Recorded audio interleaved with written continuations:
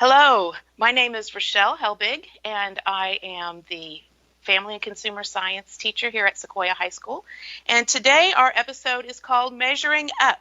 We are going to be making some snickerdoodles today and talking about our measuring tools and some terms, techniques, all kinds of things today. So I need you to listen fast because I've got to go fast today.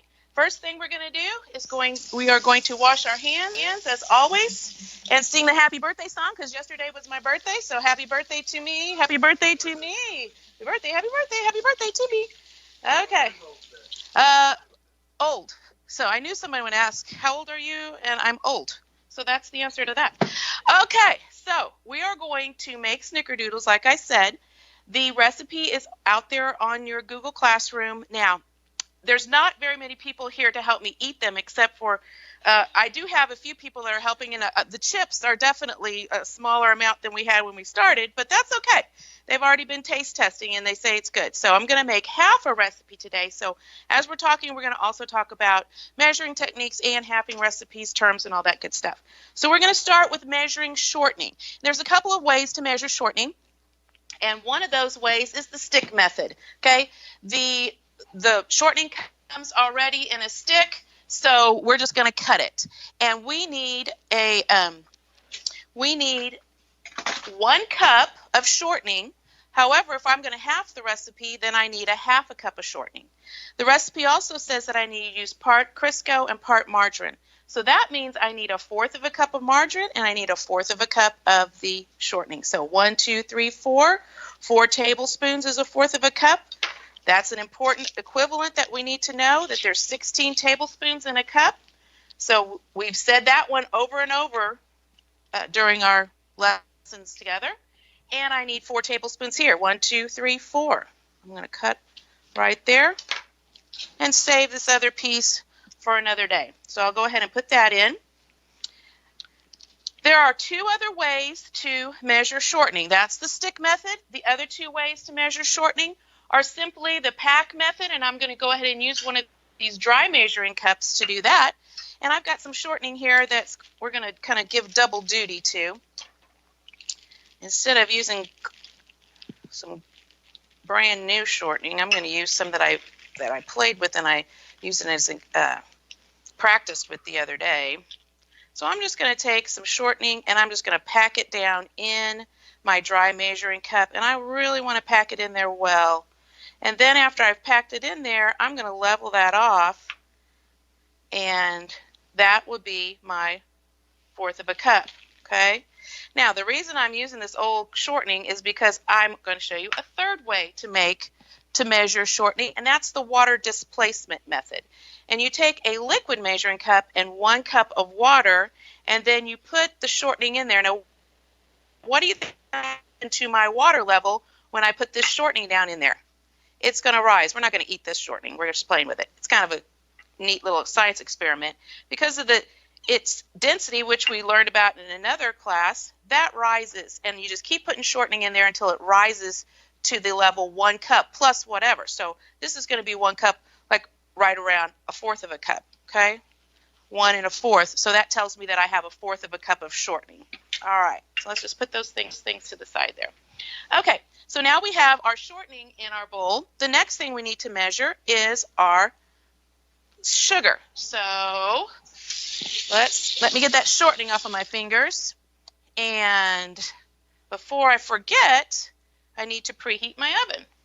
So I'm going to bake, and I'm going to put that up to 400. And I'm going to push start. So that'll be ready for us when we get these cookies done. Okay, so to measure sugar, it's a dry ingredient. I'm going to use a dry measuring cup. And it calls for 1 1/2 cups. Well, I want to half it, so I'm going to use 3/4 of a cup.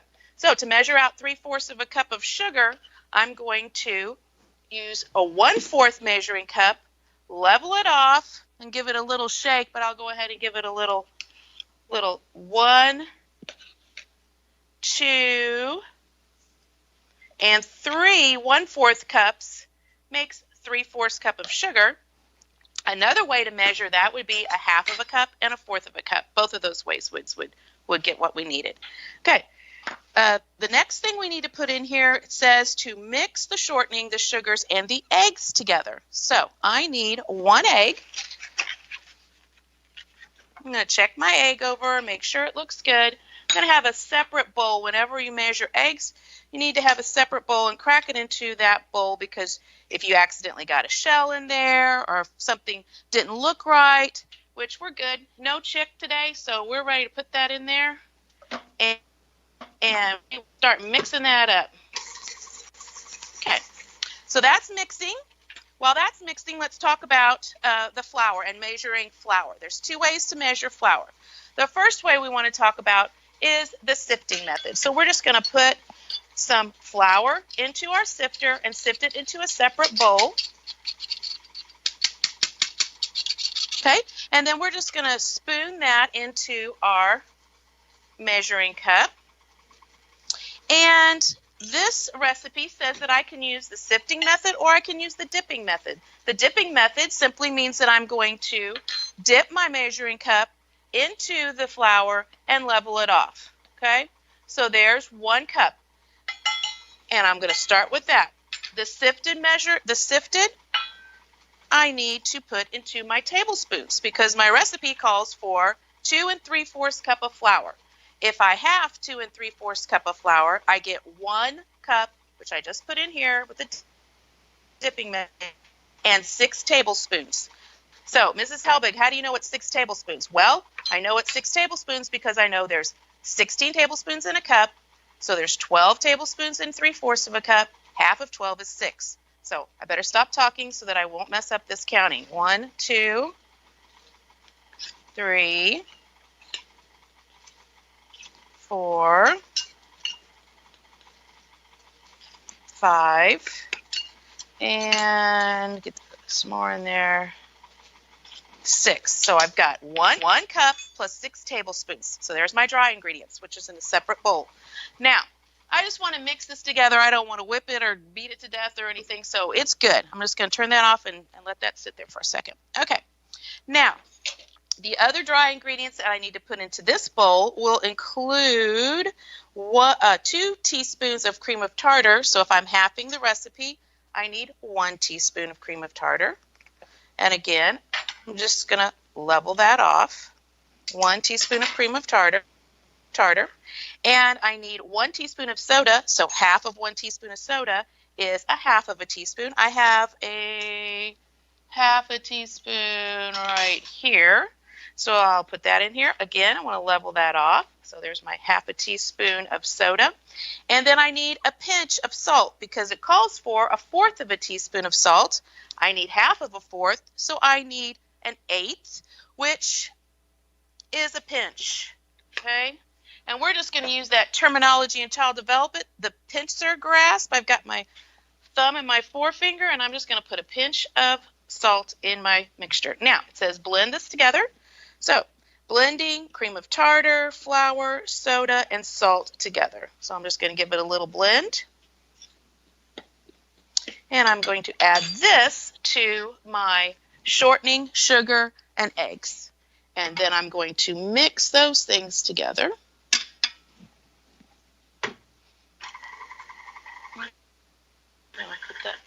I don't want a flour shower.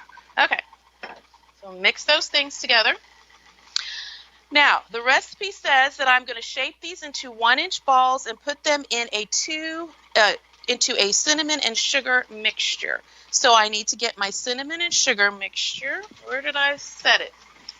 I guess I didn't get that going.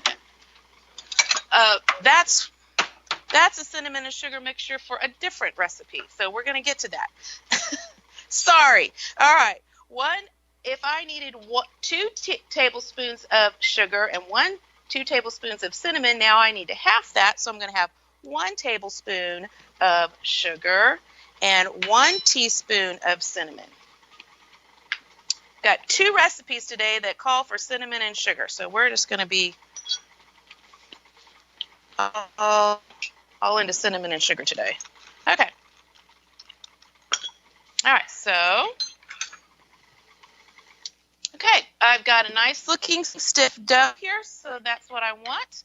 I'm going to just scrape that off of this beater here.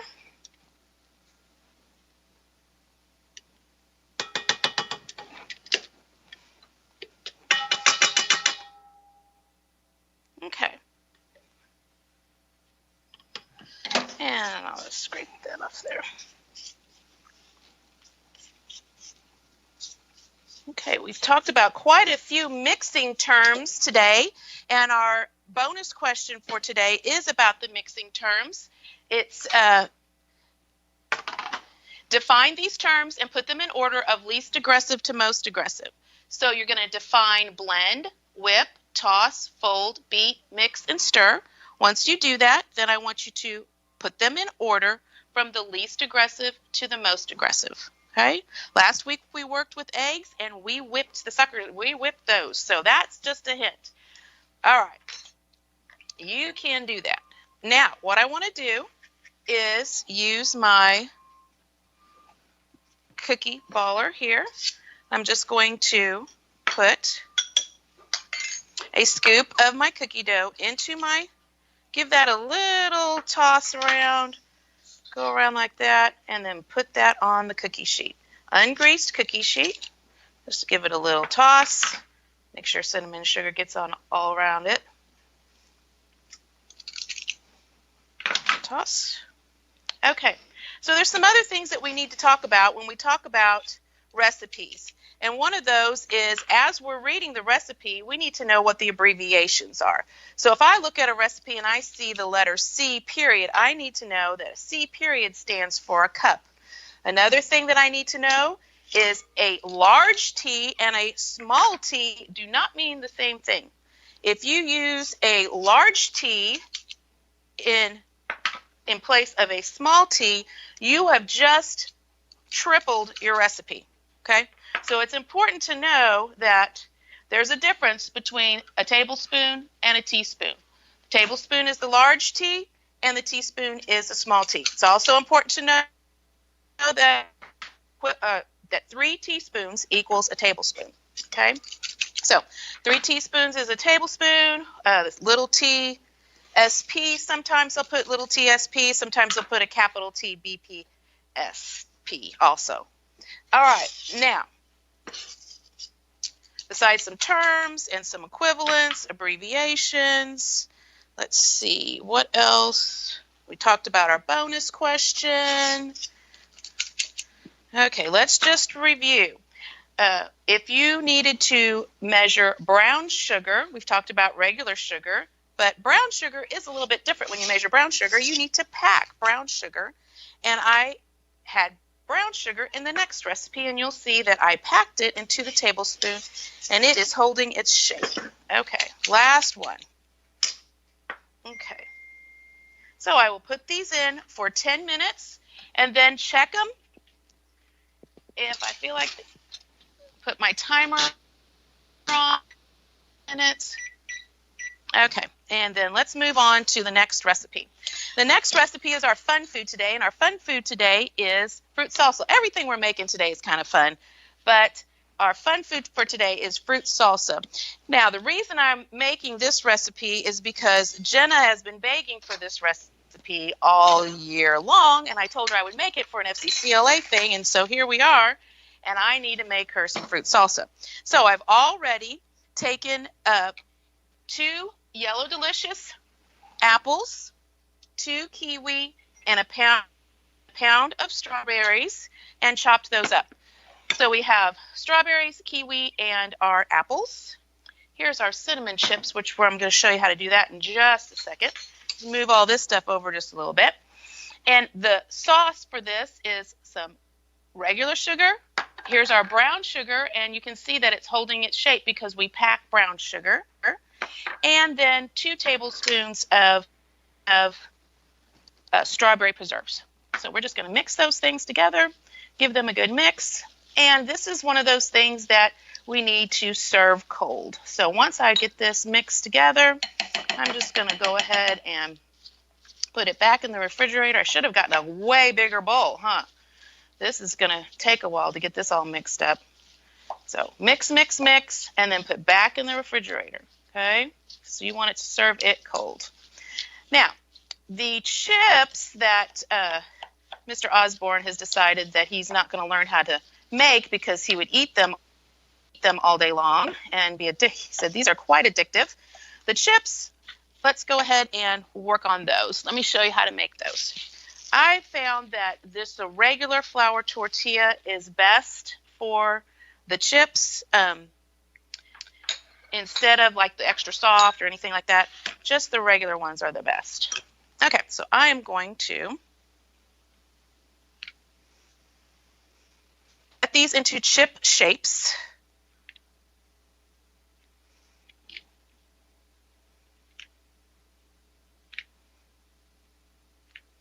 And let me go ahead and put these all out in a single layer, and then I'm going to turn on my oven. This recipe calls for an oven at 350. So let me just go get that really quick over here. Got my cookies, bake, 350, start. So we're in good shape over here. Let's put that up there. All right. So once you've got your flour tortillas cut into the shapes that you want, you just take some butter spray, and I'm going to get these kind of close together. And you spray those, and then sprinkle that with some cinnamon and sugar mixture.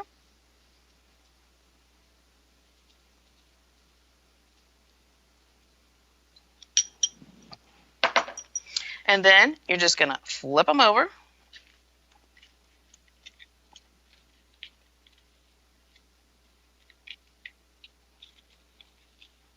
Spray them again.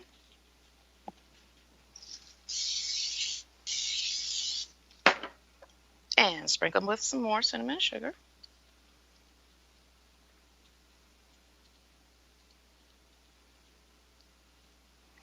And then you put this in the oven for right around 10 minutes. I put it in 10 minutes, and then I kind of stir them around sometimes, and I put them in a little bit longer because I kind of like mine pretty crispy. So put those in for 10 minutes. Put my timer on. Oh, sorry. Okay, there it goes. All right, I'll wash my hands real quick, and then let's just go through a little review before we move on to the next thing.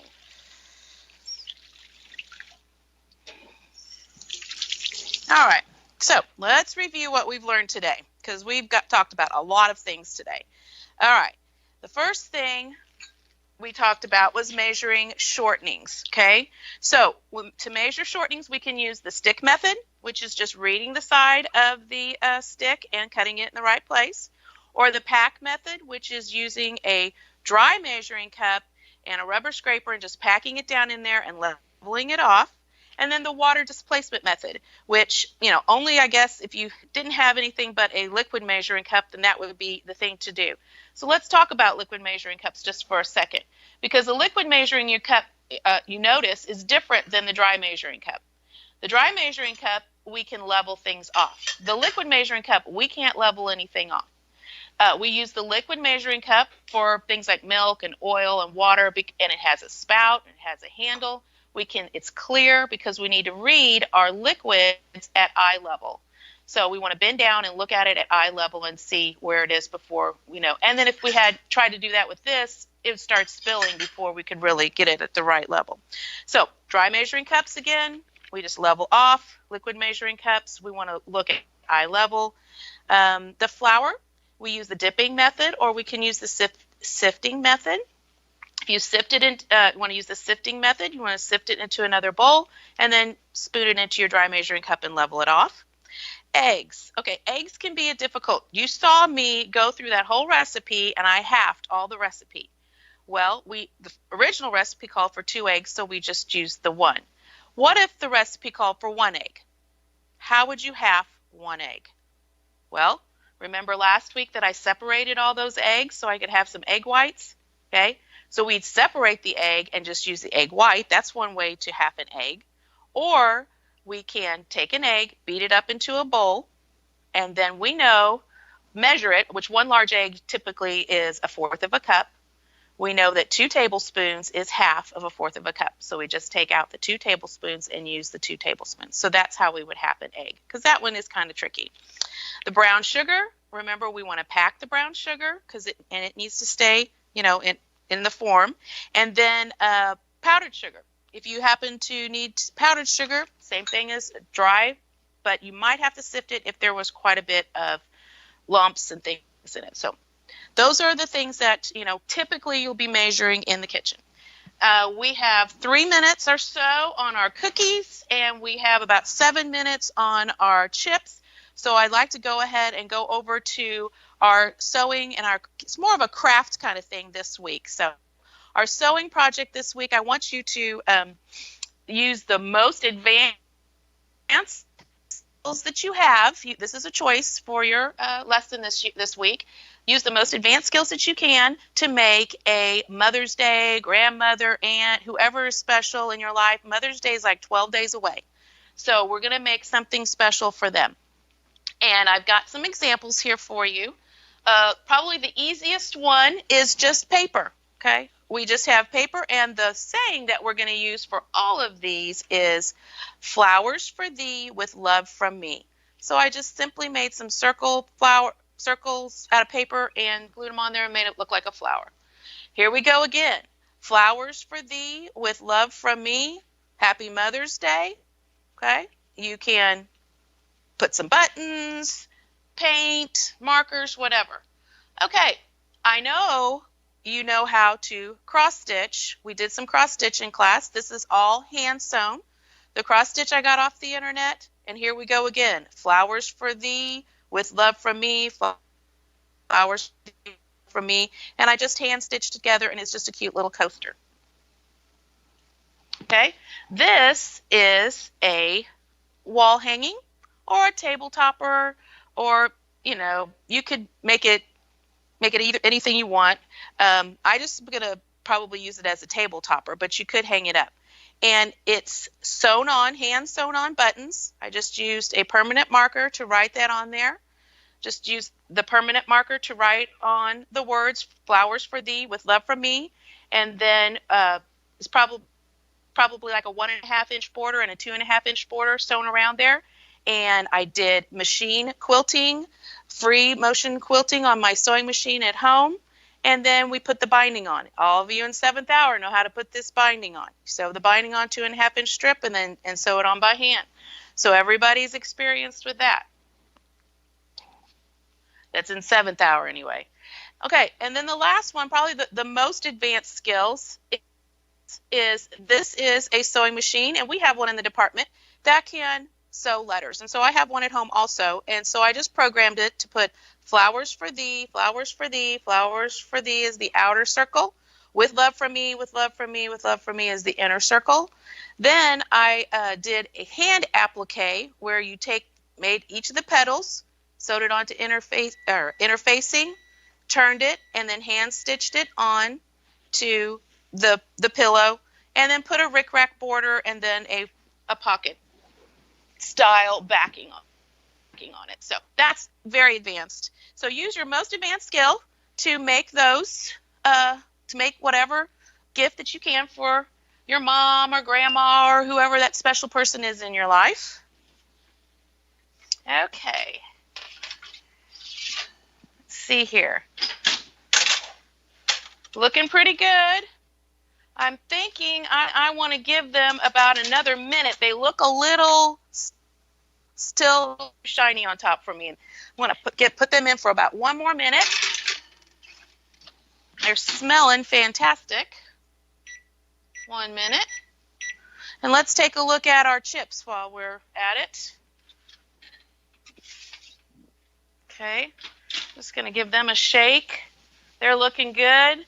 They are not quite as crispy and brown as the other ones, so I'm going to leave them in there. They're supposed to be in there for about 3 more minutes. Okay, let's review one more time. I think we have a couple more minutes. Is that right, Mr. Osborne? So let's review one more time our bonus question. I don't want you to get this if you can. you can definitely do this. Define the terms and then put them in order from the most aggressive or the least aggressive to the most aggressive. And those terms are terms that we've talked about today and we've talked about in the past. Blend, whip, toss, fold, beat, mix, and stir. So that's all I've got. We're going to get these cookies out of here unless anybody has a question in the peanut gallery back there. I think we're finished for today. Okay. Cookies are done and we're in good shape. The sifting does add air, and it helps it with the rising process. Yes, so there's some recipes that will call for sifting. You have to sift it because it's adding that air, incorporating air, which is, helping it to rise. So yes, that's a good question. So here are our cookies. We're going to be cinnamoned up around here, guys. Thank you so much for joining us at Sequoyah. We appreciate getting to do this, guys. I've been seeing some fantastic things from you, and I appreciate all your hard work. We miss you, and we're looking forward to seeing you next fall. You guys have a fantastic day. Yeah, have a great summer, and we'll see you next time. Thank you so much.